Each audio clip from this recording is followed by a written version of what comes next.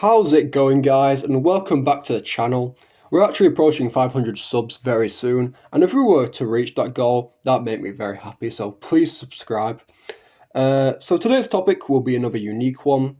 I know I'm trying to uphold my Nike scale and name, but like I mentioned last video, I do want to explain my taste a little. Since you can't really do the same shit over and over again, because it'll get kind of boring, really. So what better series to cover other than my second favorite anime and my favorite manga of all time, Higurashi? Now, this is probably the most peakest horror you're gonna ever get out of an anime because horror animes these days are just so fucking bland. Like, let me be real. So, who are we going to be covering in this series in general? It will be Rika Furude. Now, if not one of the strongest in the verse, and the one who always escapes fate. So let's get some background and some basic shit in terms of Higurashi and what it is. Now, Rika basically is an average schoolgirl, however, she has been reliving an endless loop. Basically, everything goes to shit on June 30th. However, she does escape this fate eventually. Now, I do recommend watching Higurashi before this video, because I won't be going in depth since the timeline and the lore is a bit long. It's like FNF level lore, so just watch Higurashi before coming to this video, and if not, then whatever. Now, before going into her scaling, I won't go over her Birkenstyle connections because Jesus Christ, this video would be like 1 hour long if I went into Umaneko. So we're going to be going over her human self and then her spiritual self, and that's basically it. Now, you could of course scale her off burn, which could probably get to outer, but like I said, I am not going to be using it in this video because the video would be like twice as long. Now, the 7th expansion Cosmology, in general, basically it's an evolutionary journey of being/spirit from the point where one's existence is that of a human to the almighty and to the balanced creator which resides beyond all restrictions. Now, Rika exists in the human dimension, which doesn't downplay her at all, mind you. Now, for basic shit, her human self can fight on par with Shine and Sonozaki, which is, I guess, street level at best. Since Shine is trained by the Yakuza and so on and so forth, it could be reasonably street level. So, just a good start, I guess. Now, her first major scaling comes off Kakera manipulation. Now, it's a vital part of the cosmology because Kakeras/fragments, or sometimes they're even called pieces, they basically look like small fragments, but they actually contain conceptual forms of things such as lower worlds, parallel worlds, fates, possibilities, theories, games, fictional stories, and so on. This meaning she could reasonably be low multi via the parallel worlds. Now, she is also comparable to Hanyu, which will be another character I'm going to be covering later on in another video.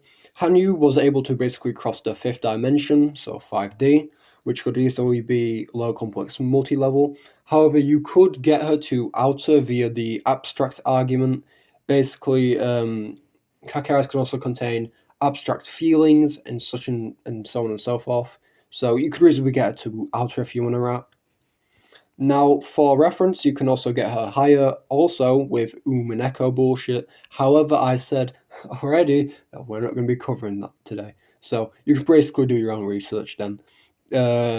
So she should, of course, be, in terms of speed, in the irrelevant category because she's fucking low complex, so it's obvious. Now, for hacks, and oh boy, she has some devastating hacks. Like, let me be real. In terms of any character that I've scaled on this channel, this is probably the character with like the most powerful and potent hacks ever. So, for starters, she has Type 4 Immortality, which is the core aspect of her power. Basically, she can do this by snapping her fingers, or just in general. Basically, if you kill her, she will just reincarnate, basically unharmed. And then she also has Type 9 Immortality, even when she dies, her true self, or her Game Master self, basically, it stays alive because she exists on a separate plane of the living. She should also have possibility manipulation slash dimensional manipulation via the Kakera fragments. This would also fall under plot manipulation if we talk about the Kakeras in general.